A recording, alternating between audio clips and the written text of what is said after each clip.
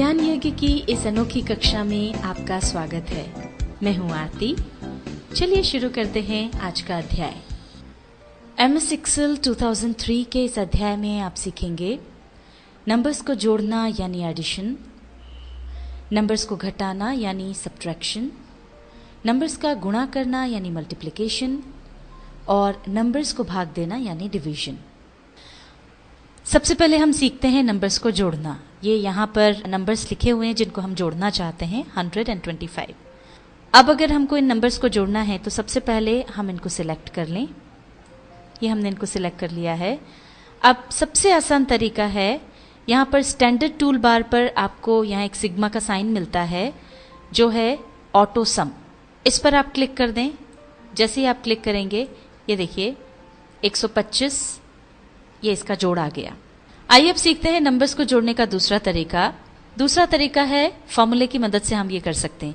चूंकि हमने जोड़ना है इसलिए यहाँ पर हम फॉर्मूला लिखेंगे। पहले बराबर का निशान लगाएंगे, फिर लिखेंगे सम। इसके बाद ब्रैकेट लगा करके यहाँ पर नंबर 1 और नंबर 2 हमको लिखना है, तो हम इन दोनों को सिलेक्ट कर लें। ये देखिए दोनों नंबर्स आ गए। अब ब्रैकेट बंद कर दें और इसके बाद एंटर प्रेस कर दें। ये देखिए ये हमारा जोड़ आ गया। नंबर्स को जोड़ने का एक और तरीका है, वो हम आपको यहां बता देते हैं। सबसे पहले आप बराबर का निशान लगाएं। अब इसके बाद हमारी जो पहली संख्या है उसको हमने सिलेक्ट किया, ये यहां पर आ गई। प्लस का निशान लगाया, फिर दूसरी संख्या जो है वो सिलेक्ट की और उसके बाद एंटर प्रेस कर दिया। ये देखिए इसका जोड़ आ गया। तो ये 3 तरीके हुए। या तो आप ऑटो सम से उसे जोड़ सकते हैं, या फिर फॉर्मूला लिख करके, या फिर अगर आप एडिशन कर रहे हैं तो दोनों संख्या या तीनों जितनी भी संख्या है उसमें प्लस का निशान लगा दें और उसके बाद एंटर प्रेस कर दें।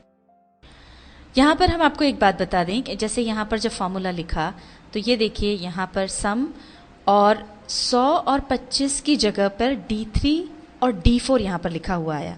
यहां पर भी जब हमने सिलेक्ट की थी संख्याएं तो 100 और 25 के बजाय D3 प्लस D4 आया। ये जो D3 और D4 है इसे हम कहते हैं सेल रेफरेंस। जैसा कि हमने आपको पहले बताया था कि D से मतलब है D कॉलम और 3 से मतलब है थर्ड रो। तो D3 का मतलब हो गया D कॉलम में थर्ड रो में जो भी संख्या लिखी हुई है वो, और D4 का मतलब है D कॉलम में फोर्थ रो में जो भी संख्या लिखी हुई है वो।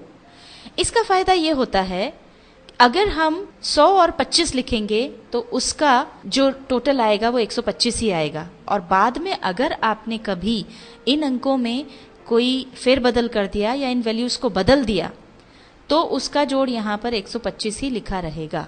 उदाहरण के लिए हम इसे करके देखते हैं। ये देखिए यहाँ पर 100 और 25 लिखा हुआ है। अब हम इसको चेंज कर देते हैं और यहां पर अब हमने फॉर्मूले में D3 D4 लिखने की बजाय हमने यहां पर 100 और 25 लिख दिया है। एंटर प्रेस किया, ये इसका जोड़ आ गया है 125।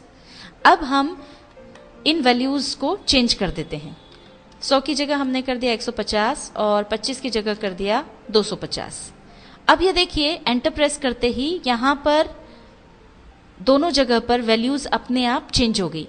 ऑटो सम ने तो अपने आप उसको जोड़ लिया, और यहां हमने जो फॉर्मूला लगाया था उसमें चूंकि D3 और D4 लिया था तो उसने अपने आप D3 में 150 की वैल्यू ले ली और D4 में 250 की, और सही जोड़ आ गया। पर यहां जब हम देखेंगे तो यहां पर अभी भी जोड़ 125 ही है। वो इसलिए क्योंकि बजाय सेल रेफरेंस डालने के हमने यहां पर अंक डाले थे 100 और 25, इसलिए यहां वैल्यू चेंज नहीं हुई। यहां पर आप ये बात ध्यान रखें कि जब भी आपको इस तरह से एडिशन मल्टीप्लिकेशन कुछ करना हो तो बजाय अंक डालने के आप सेल रेफरेंस ही यूज करें। आइए अब सीखते हैं नंबर्स को घटाना। हमने यहाँ पर 2 वैल्यूज ले रखी हैं और इनको हम घटाना चाहते हैं। तो सबसे पहले आप यहाँ पर बराबर का निशान लगाएं। उसके बाद हमने पहली जो वैल्यू है वो सिलेक्ट की, वो यहाँ पर आ गई I3। इसके बाद कीबोर्ड से माइनस का निशान आप दबा दें और उसके बाद दूसरी जो हमारी संख्या है उसको हमने सिलेक्ट कर लिया, ये आ गई I4, और इसके बाद एंटर प्रेस कर दिया। ये देखिए ये यहाँ पर हमारी वैल्यू आ गई 75। इसी तरह से हम मल्टीप्लिकेशन कर सकते हैं। सबसे पहले बराबर का निशान लगाएं, उसके बाद हम चुनेंगे पहली संख्या ये सेल रेफरेंस आ गया पहली संख्या का। इसके बाद आपके कीबोर्ड पर आपको एक स्टार जैसा चिन्ह दिखेगा जिसे हम एस्ट्रिक कहते हैं। इसको आप दबाएं, ये मल्टीप्लिकेशन का काम करेगा। और इसके बाद आप दूसरी संख्या चुन लें और इसके बाद एंटर प्रेस कर दें। अब इसके बाद हम डिवीजन सीखते हैं। इसमें भी वही करना है। सबसे पहले इक्वल का साइन आपको लगाना है, उसके बाद आप पहली संख्या चुनें और उसके बाद आप निशान लगाएं। ऑब्लिक वाला जो निशान है ये डिवाइड के लिए काम करेगा, रादर डिवीजन के लिए काम करेगा। इसके बाद आप दूसरी संख्या चुनें और इसके बाद एंटर प्रेस कर दें। ये देखिए हमारा उत्तर आ गया 4।